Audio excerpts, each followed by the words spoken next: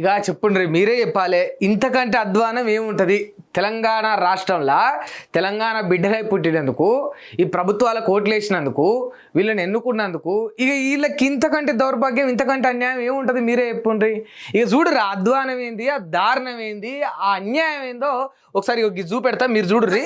మంచి రైస్ అనేది లేదు. నేను మొన్నటి వరకు అడ్జస్ట్ చేసుకున్నాం, కానీ మా వల్ల కాదు. అందరికి ఇప్పుడు ఆ రైస్ తిని మాకైతే కడుపులో నొప్పి లేస్తుంది. అయినా కానీ మేము వాళ్ళు చెప్పుకుంటలేము.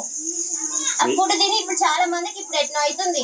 అంటే రైస్ బాగుండట్లేదా, లేకపోతే వండే విధానం బాగలేదు? రైస్ బాగుండలేదు. ఆ రైస్ వచ్చిన బియ్యమే ఇట్లా ఉన్నాయి. ఎన్ని రోజులకి వెళ్ళి పెడుతున్నారు ఈ రైస్? 4 days నుంచి. 4 days కి వెళ్ళా. మీరు మీ ఎస్ఓ మేడం గారికి కంప్లైంట్ చేసినారా? ఏమన్నారు? తను వచ్చి మాకేదో సన్నాయి చెప్పి పోయింది. ఈ రైస్ 4 days ఇక చెప్పాలి, ఎస్ఓ మేడం కాళ్ళకి ఇలా కంప్లైంట్ చేస్తే సంజయ్ చెప్పాలి పిల్లలకు. ఏమని చెప్పాలి? ఏం కాదు బిడ్డలారా, ఈ కాంగ్రెస్ పాలనలు ఇవన్నీ కావనే, పాడు పడితేంది, పురుగులు పడితేంది, అన్నం పుచ్చిపోతేంది, పాసిపోతేంది, తినాలే. మహా అయితే ఏమవుతుంది బిడ్డలారా, ఓ విద్యార్థులారా, ఓ విద్యార్థినిలారా, మహా అయితే ఏమవుతుంది? మీ కడుపులు ఖరాబ్ అవుతాయి, మీ పానం ఖరాబ్ అవుతుంది, మీరు హాస్పిటల్లో పడతారు. మహా అయితే ఏమవుతుంది? మీ పానం పోతుంది. సంజయ్ చెప్తా ఉంది కదా, సో మేడం వినాలి, మనం పాటించాలి. పోతే పోనీ తొక్కల పానాలు కదా మనవి, పిల్లల పానాలు, విద్యార్థినుల పానాలు, ఆడపిల్లల పానాలు లెక్కే ఉంటుంది.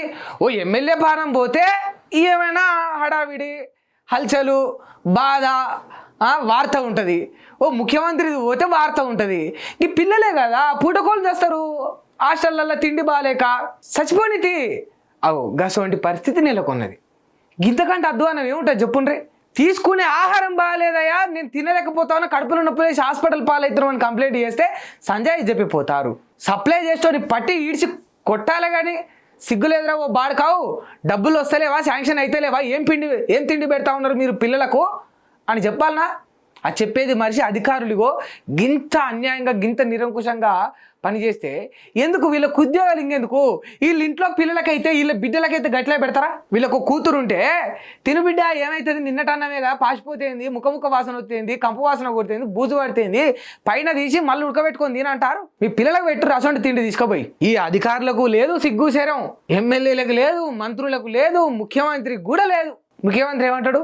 నేను అధికారులకు చాలా స్ట్రిక్ట్గా చెప్తా ఉన్నా, అంత అన్యాయం జరిగినా, ఇంత కల్తీ జరిగినా ఎవరిని వదిలిపెట్టా. ఇప్పుడు ఏం జరుగుతుంది? నువ్వు ఎవరిని ఆపినావు? అసలు నువ్వు ఎవరిని ఆపినావు? ఎవరిని అడ్డుకున్నావు? ఎవరికి కంచెలు వేసినావు? అక్కడెక్కడో దొరగడీల పాలన కంచెలు తీసినా అంటివి. ఈడనేమో గింత అన్యాయంగా పిల్లలకు గిసోంటి తిండి పెడతా ఉంటే ఓ సప్పుడు లేదు, ఓ ఊసు లేదు నీ గురించి. ఇక ఎసోంటి ముఖ్యమంత్రిని ఎన్నుకున్నా మీరే చూడండి. మళ్ళా ఈ పిల్లల తిండి గిట్లా ముఖ్యమంత్రి తిండి గురించి మీకు ఎరికేనా? అది ఎట్లుంటుంది తెలుసా? ముఖ్యమంత్రికి ఒక లెవెల్ ఉంటుంది. డైలీ ఆయనకు ఒక గవర్నమెంట్ ఫుడ్, ఆయనకు ఒక స్పెసిఫిక్ ఫుడ్ పెడతారు. మంగళవారం నాడు ముఖ్యమంత్రి గిదే తింటాడు, బుధవారం నాడు గిదే తింటాడు, గురువారం నాడు గిదే, శుక్రవారం నాడు గిదే. ఇట్లా ఆయనకు రోజుకో లెక్కన పొద్దున ఒకటి, మధ్యాహ్నం ఒకటి, నైట్ ఒకటి మంచి స్పెషల్ డైట్ ఉంటుంది. దానికి మళ్ళా ఫుడ్ సేఫ్టీ ఆఫీసర్సు ఎవరైతే అధికారులు ఉంటారో ఫుడ్కి సంబంధించి వాళ్ళు దాన్ని పరీక్షలు జరిపి ఆహారంలో కల్తీ జరిగిందా, కల్తీ అంటే అసొంటి మనకు జరిగేంత అధ్వానమైన కల్తీ కూడా కాదు, కొంచెం క్వాలిటీ కూడా లోపించొద్దు. నూనె ఎక్కువ కావద్దు, ఉప్పు ఎక్కువ కావద్దు, పప్పు కూడా ఎక్కువ కావద్దు. గంత జాగ్రత్తలు తీసుకుంటారు ముఖ్యమంత్రికి పెట్టే తిండి గురించి. ఇక గిట్ల 100 మంది పిల్లలు తినే తిండి విషయంలో 4 రోజులు అవుతున్నా గసంటి బియ్యం కడుపులోనే వస్తుంది మేడం అని కంప్లైంట్ చేస్తే, తిని బిడ్డ పోతే తిని పానం అని సిగ్గు శరం ఉండాలి అధికారంలో ఉన్న వాళ్ళకు ఎవరికైనా సరే. అది రాజకీయ నాయకులైనా, గవర్నమెంట్ అధికారులైనా, ఎవరైనా సరే.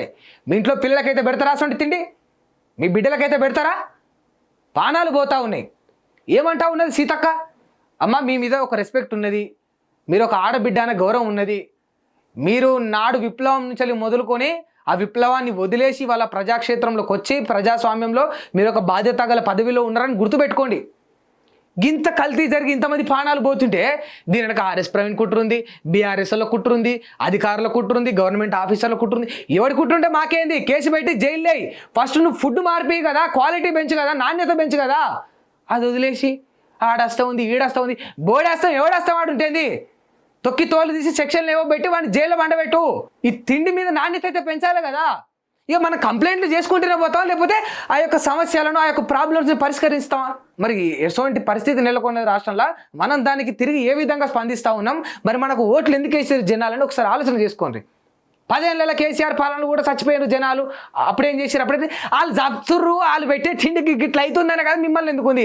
ఇక వాళ్ళు చంపి, మీరు చంపి, రేపు వచ్చేటోటి చంపి, మీరు అందరు చంపుకుంటూ పోతుంటే ఇక నాణ్యత లేని తిండి తిని ఈ పిల్లలు చావాలా? ఇక ఏడాదికి పాలన గవర్నమెంట్ అధికారులు మారుతున్నా కొద్దీ చచ్చుకుంటూ పోవాలా మేము?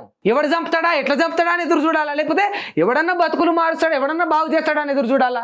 ఇక తోటోడు చంపిండు, నేను చంపుతా అంటే ఇక మేము చచ్చిపోనికి రెడీగా ఉండాలి. బిడ్డలు ఇంత అధ్వానంగా ఎందుకు తయారయ్యారు?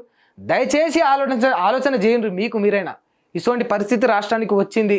తినే తిండి కూడా ఇక బాగలేదు, కడుపులు ఖరాబై పానం ఖరాబై చచ్చిపోతురంటే ఇక నువ్వు 100 కోట్ల పెట్టుబడి తెచ్చి నీ బొంద మీద పోసుకున్నా కూడా ఉపయోగం ఉండదు దాని మీద. హిట్ టీవీ యాప్ ని డౌన్లోడ్ చేసుకోండి. ఇందులో short news, live news, entertainment movies అన్ని అవైలబుల్ గా ఉన్నాయి. హిట్ టీవీ యాప్ ని ఫ్రీగా డౌన్లోడ్ చేసుకోండి.